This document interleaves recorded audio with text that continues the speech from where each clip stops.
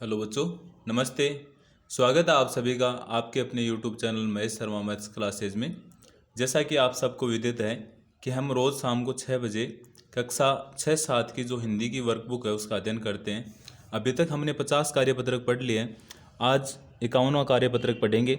इसमें क्या दे रखा है कि समाचार पत्र की घटनाओं पर अपने विचार व्यक्त कीजिए। कि कोई समाचार पत्र की घटनाएं हैं उन पर विचार व्यक्त करना है। जैसे यहाँ दे रखा है कोई समाचार पत्र की कटिंग है वो कि अब ऑनलाइन भेजे जाएंगे प्रश्न पत्र कि राजस्थान नर्सिंग काउंसलिंग की ओर से 15 मार्च को होने वाली ANM प्रथम व द्वितीय वर्ष की मुख्य परीक्षा के प्रश्न पत्र परीक्षा केंद्रों पर ऑनलाइन भेजे जाएंगे। प्रदेश में 12 परीक्षा केंद्र बनाए गए हैं। 2641 परीक्षार्थी परीक्षा में शामिल होंगे। काउंसलिंग के रजिस्ट्रार डॉक्टर शशिकांत शर्मा ने बताया कि अब सभी परीक्षाओं के प्रश्न पत्र भी सभी परीक्षा केंद्रों पर ऑनलाइन ही प्रेषित किए जाएंगे। शर्मा ने बताया कि संबंधित परीक्षा केंद्रों की परीक्षा समय से 45 मिनट पूर्व प्रश्न पत्रों को केंद्राधीक्षक एवं पर्यवेक्षक के स्तर पर OTP के माध्यम से अति गोपनीय प्रक्रिया अपनाते हुए भेजा जाएगा। सालाना 50,000 परीक्षार्थियों की परीक्षा आयोजित की जाती है। अब ये कोई न्यूज़ थी। अब इसके आधार पे हमें ये क्वेश्चन देना है कि समाचार का मुख्य विषय क्या है। तो मुख्य विषय क्या है कि ऑनलाइन या अब ऑनलाइन भेजे जाएंगे प्रश्न पत्र। तो मुख्य विषय क्या है कि प्रश्न पत्र ऑनलाइन भेजे जाएंगे। प्रश्न पत्र अब ऑनलाइन भेजे जाएंगे। प्रश्न पत्र है वो अब ऑनलाइन भेजे जाएंगे। ये तो हो गया इसका मुख्य विषय।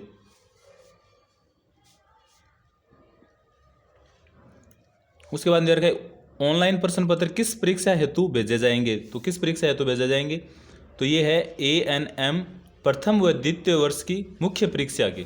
तो हम यहाँ लिख देंगे AN और M। ANM यहाँ ANM प्रथम व द्वितीय। तो ANM प्रथम व द्वितीय वर्ष की मुख्य परीक्षा की मुख्य परीक्षा हेतु प्रश्न पत्र है वो क्या भेजे जाएंगे, ऑनलाइन भेजे जाएंगे। तीसरा क्वेश्चन है कि क्या प्रश्न पत्रों को गोपनीय रखा जाना जरूरी है, कारण सहित लिखिए। हाँ, प्रश्न पत्रों को गोपनीय तो रखना जरूरी है ही। हाँ, क्योंकि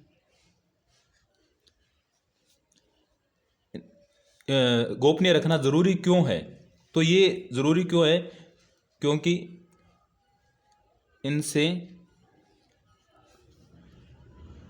विद्यार्थियों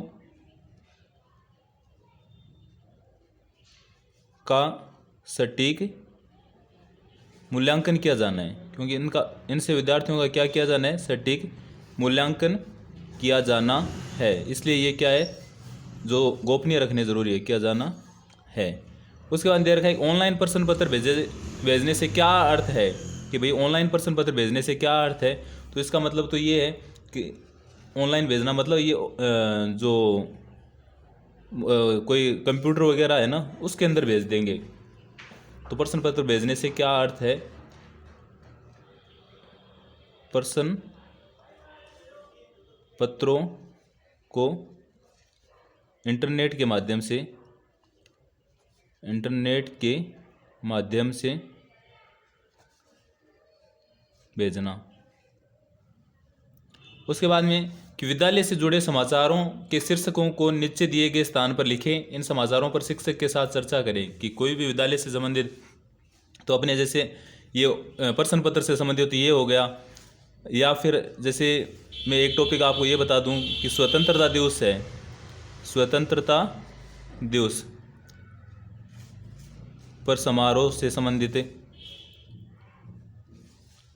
या हो सकता है जैसे कि शीतकालीन जैसे छुट्टियां अभी आगे बढ़ाई है तो उससे संबंधित हो सकता है कि शीतकालीन अवकाश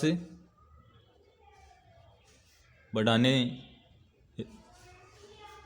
से संबंधित, और भी बहुत सारे टॉपिक हो सकते हैं। छठा क्वेश्चन है कि स्कूल की भित्ति पत्रिका के लिए गांव मोहल्ले से जुड़ा एक समाचार बनाइए व इसे भित्ति पत्रिका पर लगाइए। भित्ति पत्रिका मतलब जो सूचना पट होता है उस पर, कि गांव मोहल्ले से ही जुड़ा हुआ एक समाचार बनाना है और इसे भित्ति पत्रिका पे लगाना है। तो हम कोई भी लगा सकते हैं, जैसे हम ये लगा दें, जैसे स्कूलें स्टार्ट होती है तो हम ये बता सकते हैं कि विद्यालय में प्रवेश प्रक्रिया, विद्यालय में है वो प्रवेश प्रक्रिया प्रारंभ हो चुकी है। विद्यालय में प्रवेश प्रक्रिया प्रारंभ हो चुकी है, अतः सभी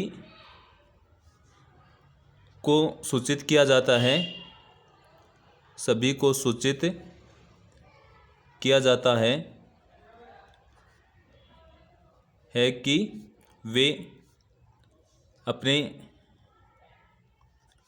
बच्चों को विद्यालय में आवेदन या वे अपने बच्चों का विद्यालय में आवेदन कर दें। इस तरह से हम इनके अलावा भी दूसरी भी लिख सकते हैं, कोई और, जैसे कि जनगणना से संबंधित लिखना है या गांव में कोई समस्या है उससे संबंधित लिखना है, तो इनके अलावा भी आप लिख सकते हो। ये था अपना कार्यपत्र 51। आप सबको कैसा लगा ज़रूर बताना। अच्छा लगा हो तो लाइक करना, शेयर करना, कमेंट करना, और अगर सब्सक्राइब नहीं किया है तो ज़रूर कर लें। Thank you.